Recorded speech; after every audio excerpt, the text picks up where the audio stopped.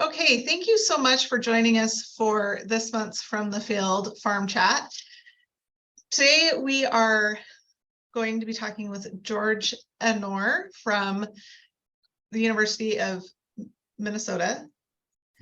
And he is talking about FODMAPs. So that's an acronym or an initialization, I guess. Yep.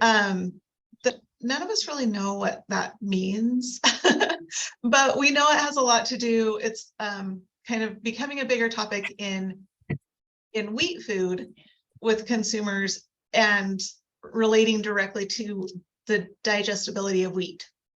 So we record this this conversation, and we post it to our YouTube channel and our podcast platforms later in the day. So you can access it there and share it with other people who you might think would be interested in this topic, and then also go back to reference it in the future. And because this is a conversation, I want to make sure that you know that you can ask questions directly to George. So please don't be shy with that. You can just unmute your microphone, or you can use the hand raising reaction down at the bottom of your screen. But I will be paying attention for anyone's microphone to come off mute. And you can also just send a chat, and I'll make sure to ask the question from the chat if you're more comfortable doing that. So that's pretty much it in a nutshell. I guess I should introduce myself. I'm Brittany, Executive Director of the Idaho Wheat Commission.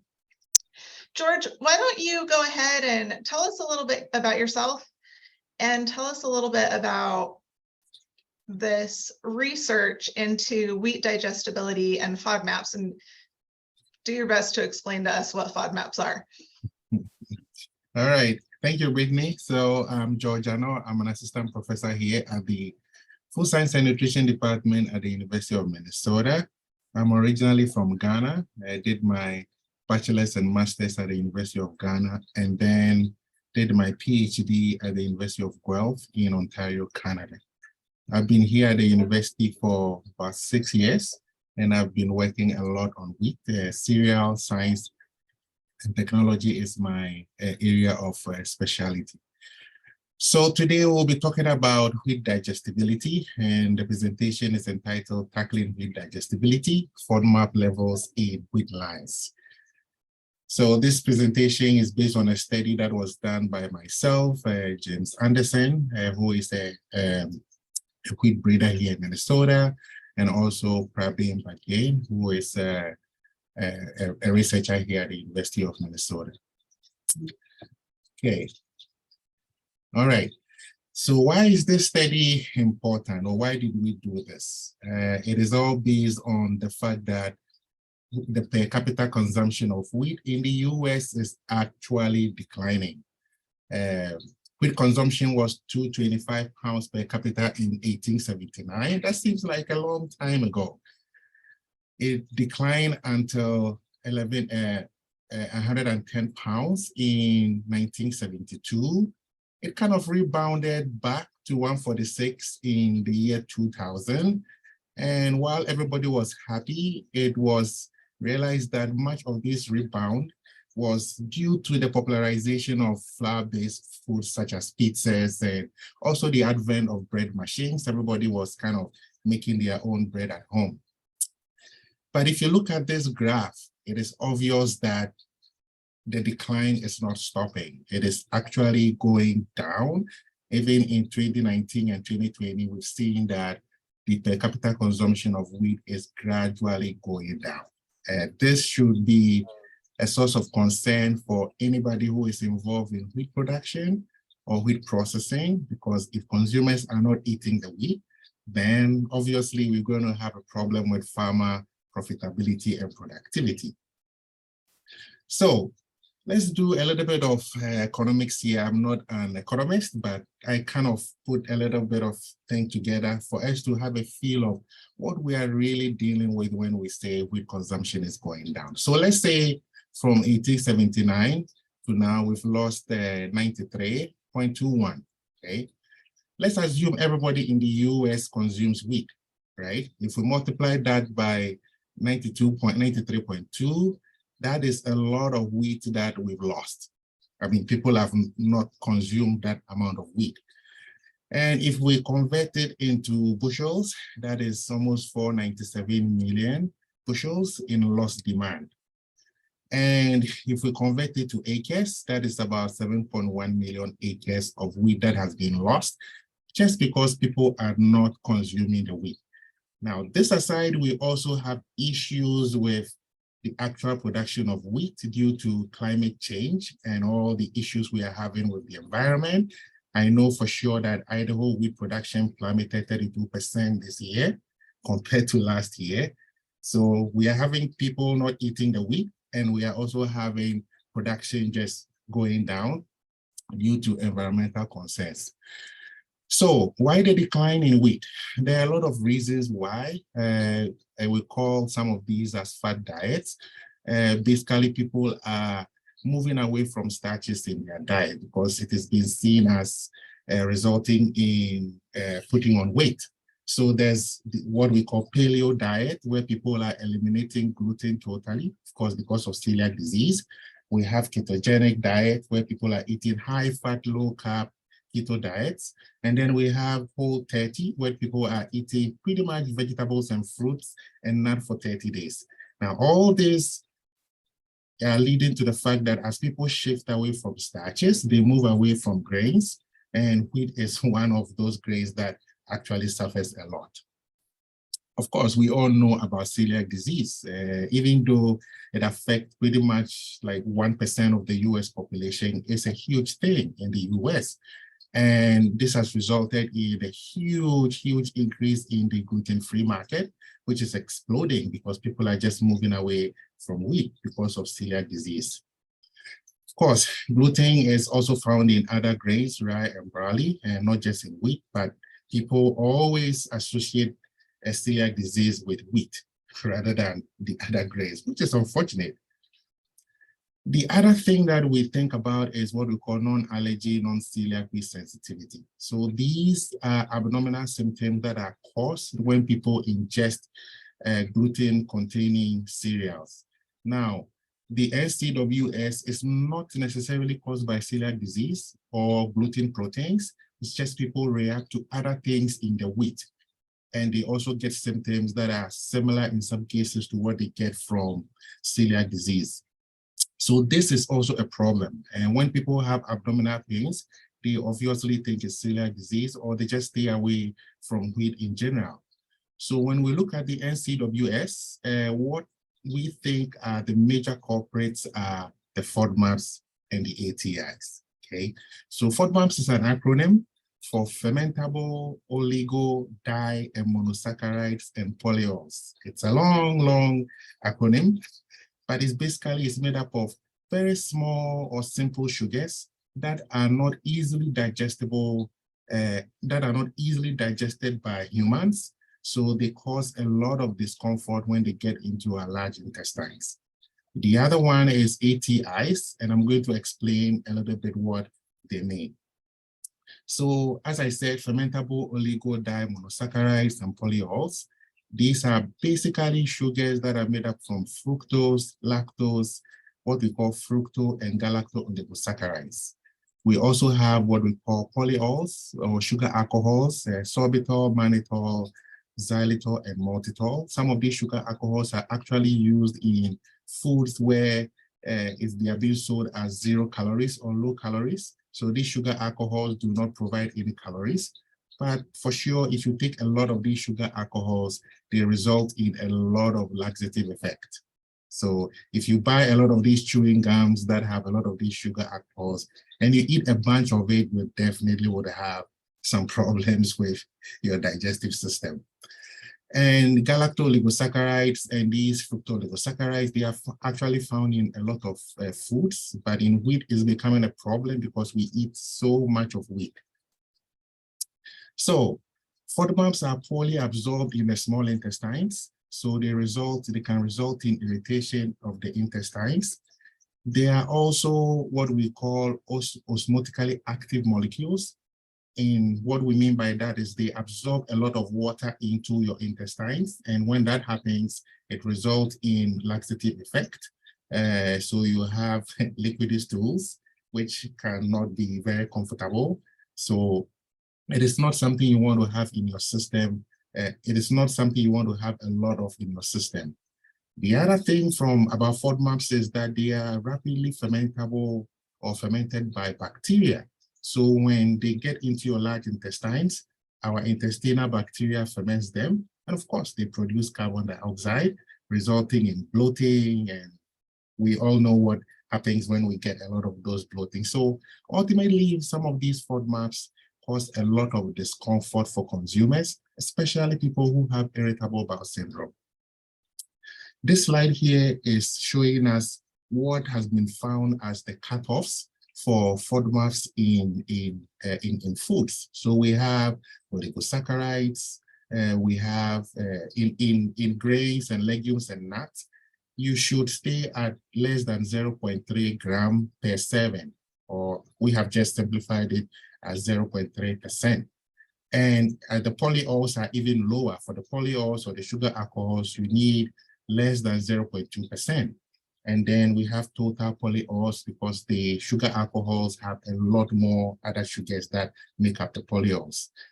And then the other thing is excess fructose. Excess fructose is important in that when you have equal amount of fructose and glucose in your body is able to use up the fructose. But if you have more fructose in your body than glucose, then there's a lot of issues with your body being able to use that excess fructose. So when we talk about FODMAPs, excess fructose actually causes a lot of the discomfort that we find when we talk about FODMAPs. And then, of course, lactose, but we won't talk too much about lactose today. When we talk about ATIs, they are amylase-trypsin inhibitors. These are small proteins, about 15 kilodaltons. They represent about 2 to 4% of wheat proteins. So these ATIs are part of the wheat protein, but they are not gluten proteins. And ATIs can invoke intestinal inflammation. Okay, so they can cause a lot of issues, a lot of discomfort for consumers. And ATIs are highly resistant to proteases and heat. So it means that our digestive enzymes cannot easily break down these ATIs. Now, technically, ATIs are made by plants as a defensive mechanism, so that when animals eat the plant, these ATIs can cause all these things that we are talking about now, so animals won't eat them again. So they are actually a problem for us when we eat too much of these ATIs. So with this in mind, the University of Minnesota, the Minnesota Wheat Research and Promotion Council, the Agricultural Utilization Research Institute, and Backpoint Foods, which is a private company, decided to work on this FODMAPs and ATI. So we submitted a grant to the Minnesota Department of Agriculture that got funded. And basically, the objective of that research was to reduce discomfort resulting from the consumption of wheat-based products, so we can improve the health of consumers and also improve the profitability of wheat farmers. The idea here is if consumers don't react to wheat, there would be a demand for wheat products and therefore will increase the profitability of farmers. So what were the aims? We wanted to identify wheat varieties that had naturally low FODMAPs and ATIs, in this case, referred to as anti-nutrients. And we want to be able to do this so that we will be able to breed for wheat that have low levels of FODMAPs and ATIs.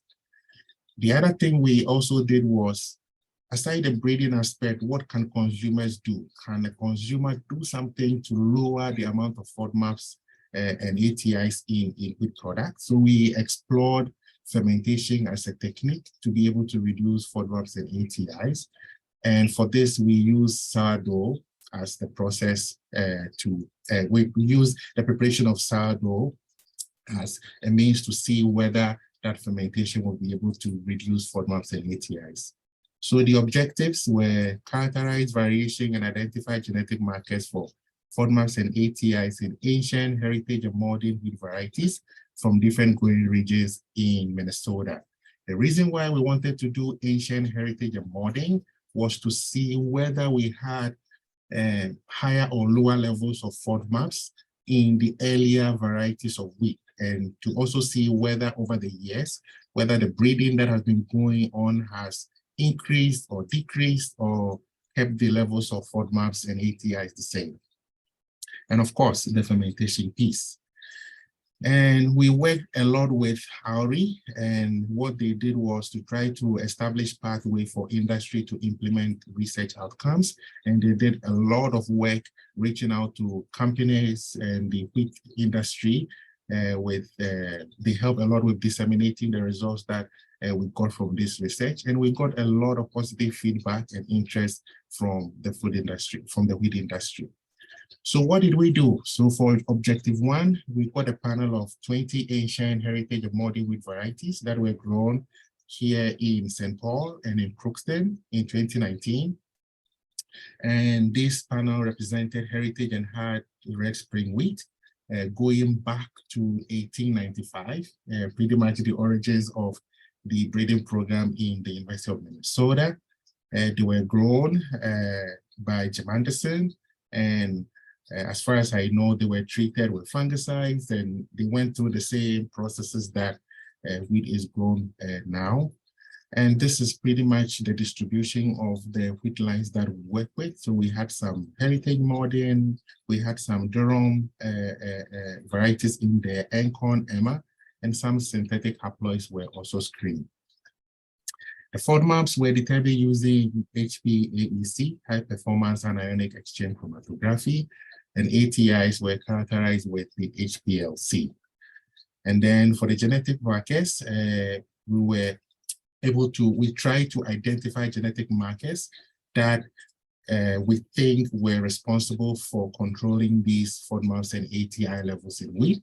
And this we did for breeding purposes. It's allow breeders to be able to regulate or control the levels of FODMAPs and ATI in new varieties of wheat that are being generated.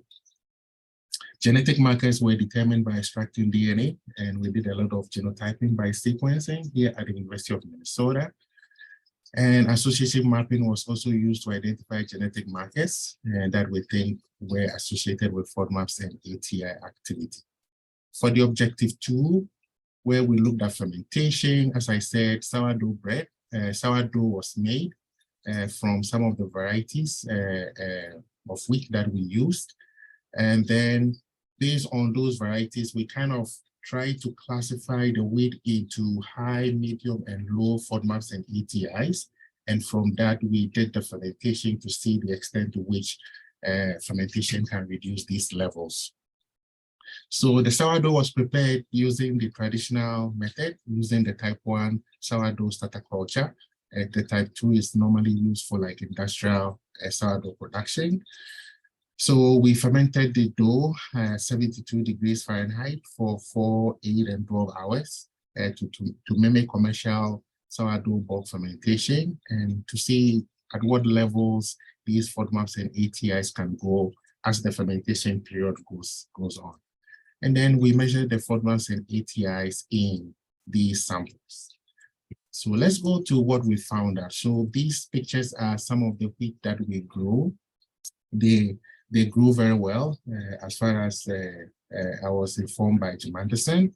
And these were all harvested, they were cleaned, they were dried, and then they were stored in the cold room at 4 degrees Celsius until the analysis were done.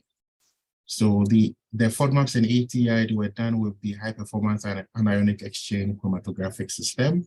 And this here is a typical chromatogram of the various sugars that we get from the samples that we ran. So we can have the fructans, we can have DP 6 to 10. So DP is basically the number of glucose or fructose units that are in that chain. So this is how the graphs look like typically, and we now integrate the areas under the peaks to quantify the amount of these FODMAPs in the wheat samples. So this is a distribution of 167 of the samples that we ran. And on the x-axis, you have the FODMAPs, and it's calculated based on the excess fructose, as I had explained earlier. And then on the y-axis, you have the ATI, the distribution of ATIs. So you can see we have pretty much a wide distribution of FODMAPs and even ATIs in the wheat samples that we measured. For FODMAPs, it's pretty much from 0.2% all the way to about 1.4%. For ATIs, some are as low as 1.2 to about 3, almost about 3.9%. Yeah. And if you look at the absolute values, you would think, yeah, but 1.4% is very small. I mean, what will it do? Well, there are studies that suggest that if you go beyond 0.3%, then it will trigger these symptoms that I've just explained, especially in people who have irritable bowel syndrome. So it is obvious that most of the wheat varieties that we screened were pretty much above that 0.3%. A few of them were below, which is good, in the sense that we could actually capitalize on these varieties that have low FODMAPs and ATIs, and hopefully be able to breed for wheat that naturally will have this low and ATI FODMAPs in the future. So this actually made us very happy that at least we have some variability that we can work with. The next slide here just shows you some examples of FODMAP, some examples of food with the amount of FODMAPs they have. Okay, so if you look here, we have a 0.3 cutoff line. And if we look at all the wheat samples right here, most of them are way above, right?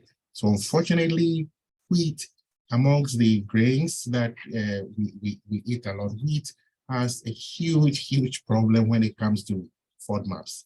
Of course, the gluten-free, the rice, the white rice, the brown rice, they don't even have anything, or they are below the 0.3, which means if people eat these foods, they probably won't have those discomforts that you would get when you eat any of these wheat products. So it is an issue. The question is, how can we breed wheat varieties so that when we prepare these foods, we would have our FODMAP levels very low so as not to trigger those discomforts. So George, can you go back to that slide? I just have a question. When you studied the wheat products, are those long fermentation or short fermentation? So the wheat, there's the slide, this result here are just wheat. We haven't done anything to it yet. We just took the wheat, we milled them, and we analyzed them. So when we did the fermentation that I'll explain later, we did the fermentation for 4, 8, and 12 hours. And we picked samples along the fermentation and then measure the FODMAPs. And I have results that I'll show you when we get there. Okay. Yeah, so this is obvious that wheat is really an issue when it comes to FODMAPs. So something has to be done. At least that is what we think.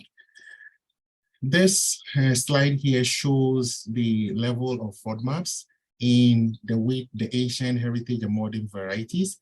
And if you look at the distribution of FODMAPs, even though we have a few ups and downs, it looks like if you should draw a line through these dots, it seems like the level of FODMAPs have not been increased over the years, at least with the samples that within the samples that we screen here in the University of Minnesota, which is good, even though some varieties pretty much have higher levels.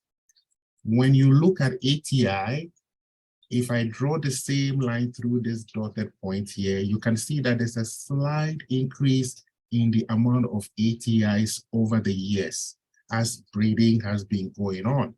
Now, this can be explained in a sense that the ATIs are part of the wheat proteins. And it's obvious that over the years, we've been breeding for increased protein.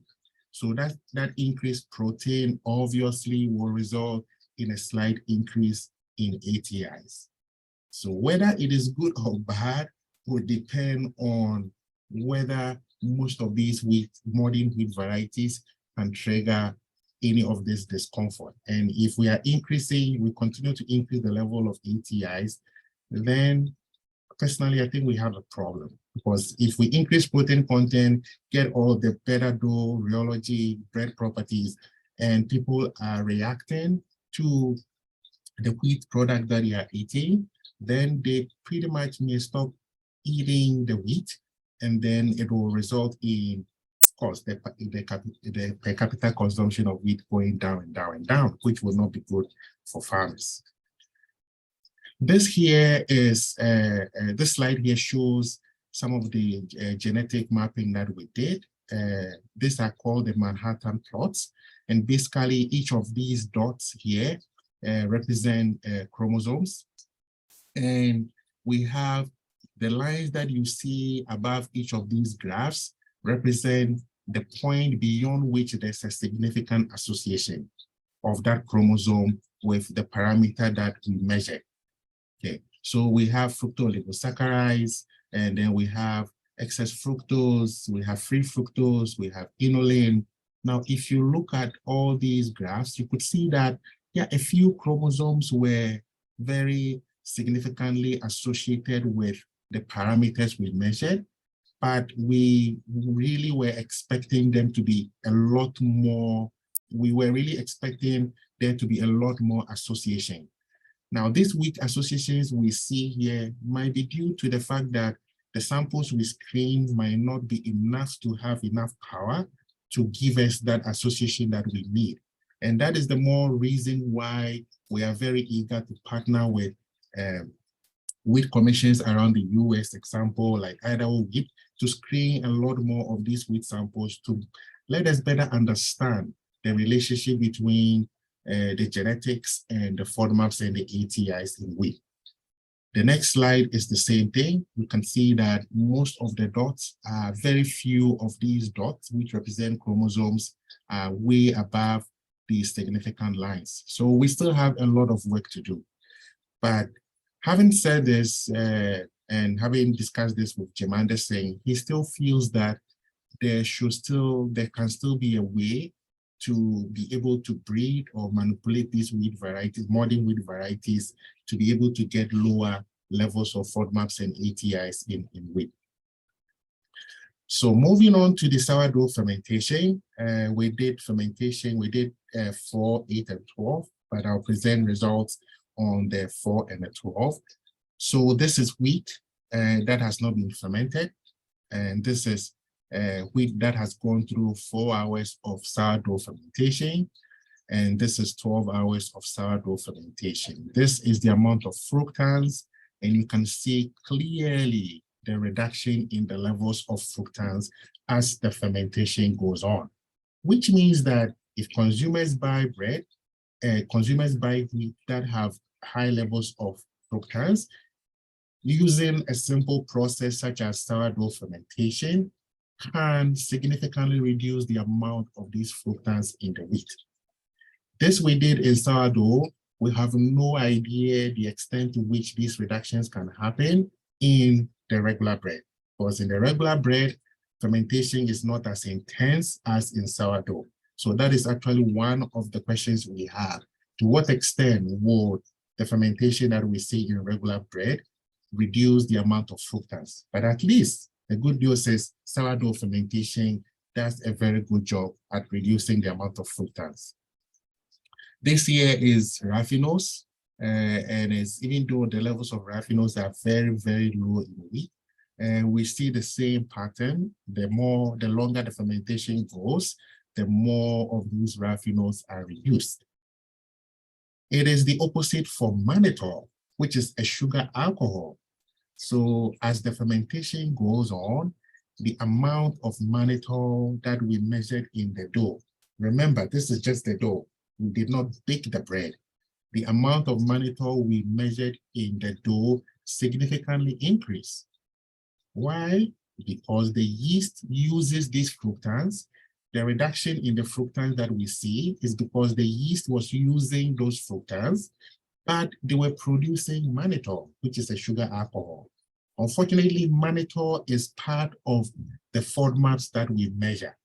So because mannitol went up in the dough, our total FODMAPs went up in the dough. But there is ample evidence to show that when you bake bread, you lose a lot of these mannitol. So because we did not go to the bread, we can only speculate that the amount of FODMAPs in the bread would also go down.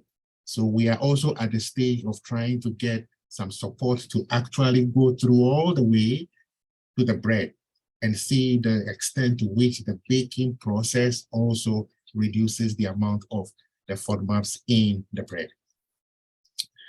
This here is ATIs, and of course, you see the same reduction in the amount of ATIs. Of course, the extent of reduction of ATIs is not as significant as we saw in the FODMAPs. Even though there was a reduction, it was not as much as in the FODMAPs, but still there was some reduction. So the amount of ATI kept going down, which means if you keep going on with the fermentation, you might have significantly lower and lower amount of ATIs in your dough, which is good. But again, we haven't tested on the bread, because when you bake the bread, the heat actually may be able to destroy some of these proteins or denature them. And therefore, we are eager to also figure out the extent to which that baking process will reduce the amount of FODMAPs and ATIs. So in summary, there were wide differences in FODMAPs and ATI contents in the wheat samples that we screened here in Minnesota. For FODMAPs, we had 0.4 to 1.2%. For ATIs, we had 1.8 to 3.9%. And corn was low in ATI and FODMAPs, and Emma was low in FODMAPs, so which is good.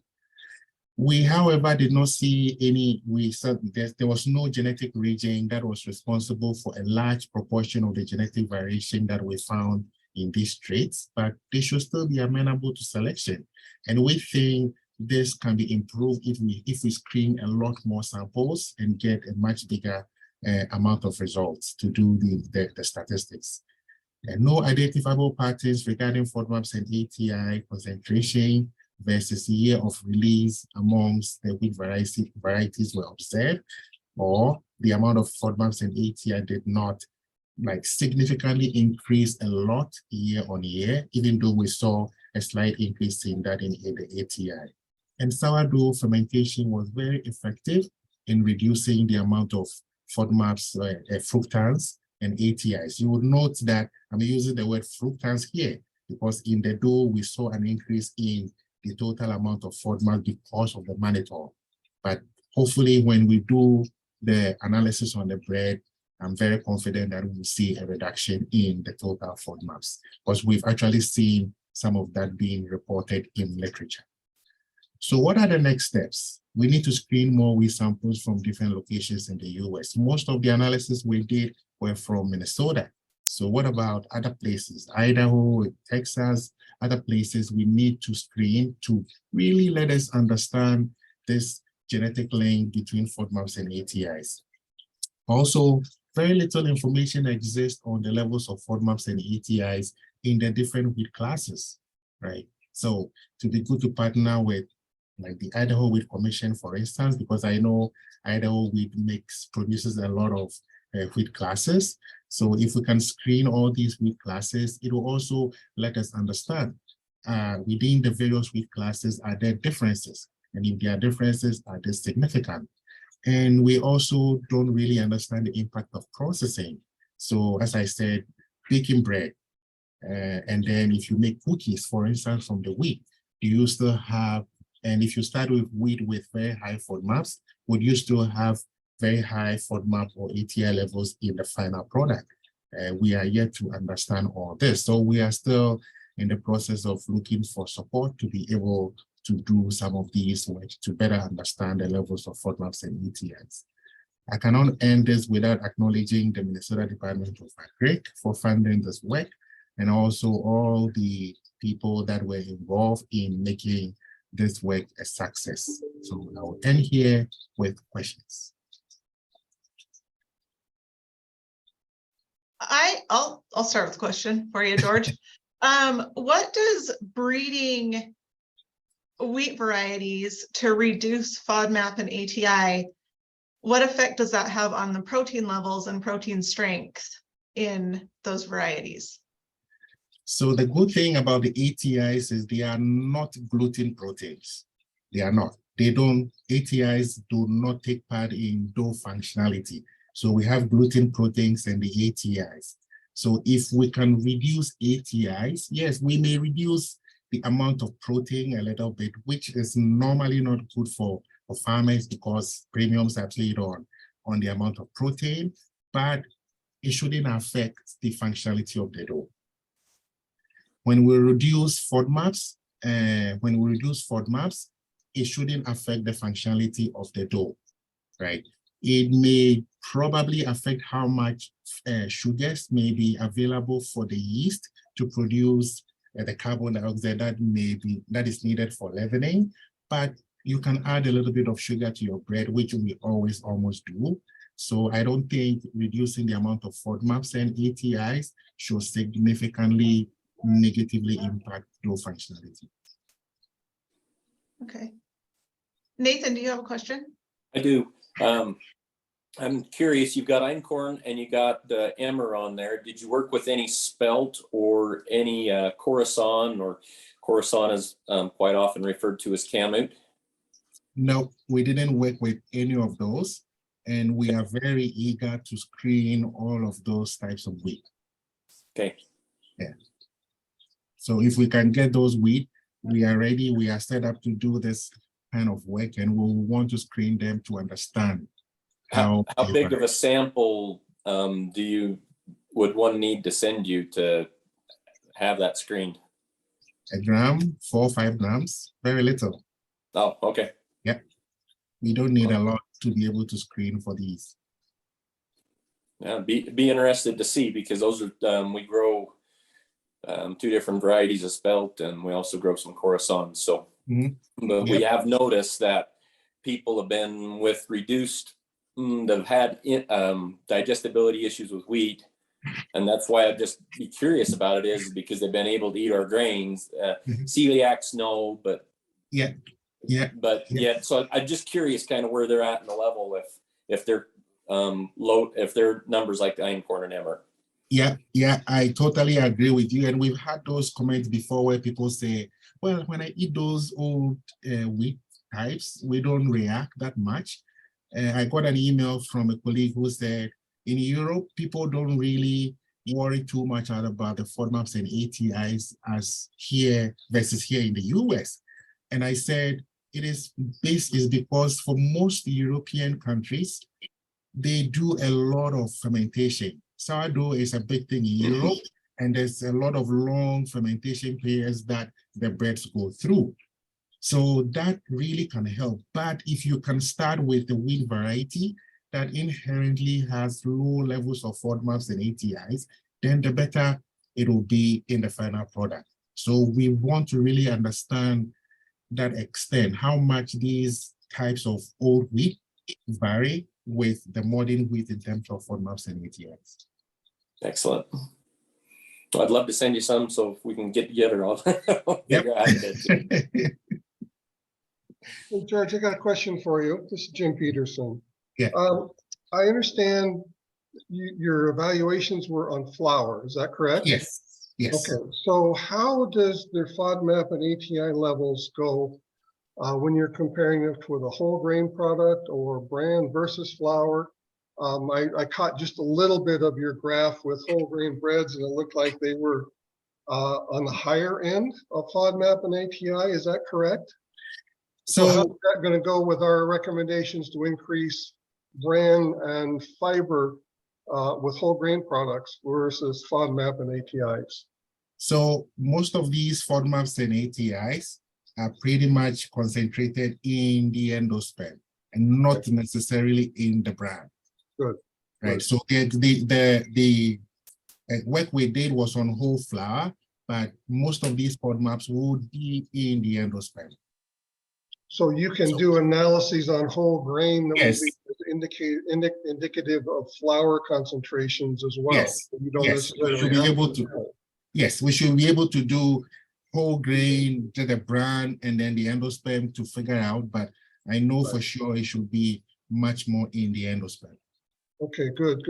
Then you mentioned you haven't done the yeast fermentations yet. I assume Yeah. those maybe are underway. Yeah. Is that the kind of work that some of the other programs have been doing around the world? I know there's other work on ATI and FODMAPs in the other universities, but I wasn't sure what product focus they might have. Yeah, Or most of processing. them, yes, most of them focuses on regular bread, Mhm. but a few of them actually, but most of the papers that I've seen are still analyzing the wheat, the actual wheat, Oh, to okay. figure out the levels of FODMAPs and ATI. In fact, one thing that has always been, I've been thinking about and I've always been wanting to do is to just buy bread samples from grocery stores Yes. and screen them for FODMAPs and ATIs to have an idea of the levels in this product. Because I know for modern bread production, the fermentation periods are very short for the sake Well, of time. that's So exactly I don't right. think So- there's enough time for Right. the FODMAPs and ATIs to be broken down. No, Yeah. I think that's a really good point. It would be really interesting to look at some very different products with very different fermentation times to get a different handle on this in the end product. Very Yes. good, thank you. Oh, there's a chart. John, did you get wheat from Oklahoma and say, I got one wheat sample. I think it's from Oklahoma only. I haven't received anything from NC and Ohio. So I have the one from Oklahoma. And what class is that Um, from Oklahoma? That's my third red winter. That's my guess. Oh, there's actually no label on the wheat itself. Okay. It's hard I'm red sure- I have it. winter. I'll get you some, I can get you the details of the variety or Okay. the label, but I had sent labels out to North Carolina and Ohio, and that would be Okay. some soft. You'd Okay. get some soft red, but they didn't do it yet, so I'll get Okay. after them. All right. Thanks, Anne. Hey, George, I have a question. This Yes. is Rat from Idaho Wheat. Thank you for your time today. I'm wondering, the longer the fermentation process, the more the FODMAPs and ATI reduce. Is there a maximum length of the fermentation process before it's no good? Oh, yeah. So my guess is the more you keep going, I don't think it's going to go to zero. It probably would stabilize. We haven't gone beyond the 12 hours to figure that out, but you also have to bear in mind that you want the bread should still be bread.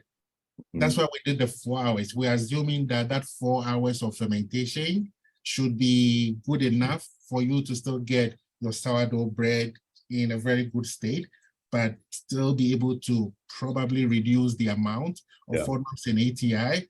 One way we could try is to use different strains for the sourdough fermentation. I know certain strains of bacteria or yeast are able to use these use these FODMAPs and ATI much better than the one we use for the traditional fermentation. So that could be one way to look at it. Can we use a different strain to reduce this amount at a much shorter time? Okay. So there are a lot of questions that are not answered yet. And when we started this work, we had no idea this is where it is going to get us. But now I am very much interested in really understanding the levels of these FODMAPs in wheat from different kinds of wheat from pretty much anywhere in the US, and also going through all this processing. Like say, if, for instance, if we extrude wheat and make like breakfast cereals, how does that extrusion reduce FODMAPs and ATIs? Extrusion is, of course, a very intense, high pressure, high heat process. Maybe we won't have any FODMAPs in there, but we don't know. We have to measure all those. Right. And for your research, 12 hours fermentation is as far as you've done. Yes, yeah, 12 hours was as far as we went, yes. Okay. All right, thank you, George. Doesn't look like we have more questions in the chat. I'll give anybody a last chance to unmute their microphone if you have questions. And while I'm waiting to see if anyone does, I think it's important that we make note that we're not offering nutritional or medical advice. We're just giving you information. So I'm happy you said that. Yes, take it for what it is and don't take it for what it is not. All right, thank you so much, George. Thanks for joining us. We hope that you have all found this useful. And if you're listening later on our podcast or watching on our YouTube channel and you have questions, additional questions, you can go ahead and send an email to wheat@idahowheat.org and we will answer those questions. And we will see you next month for our next From the Field. Thanks so much. Thank you.